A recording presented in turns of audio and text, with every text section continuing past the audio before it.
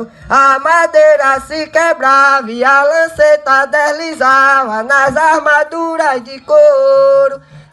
Enfim que consegui a jogar o meu intento, vida ou morte nesta hora, joguei minha sorte dentro do jogo de corocunha. Só Jesus foi testemunha deste combate sangrento.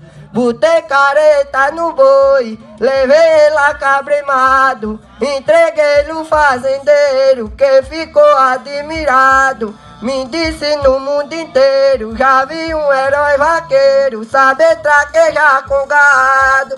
Eu respondi, meu patrão, não me bote nessa altura, que eu sou um pobre vaqueiro, sou singelas criatura.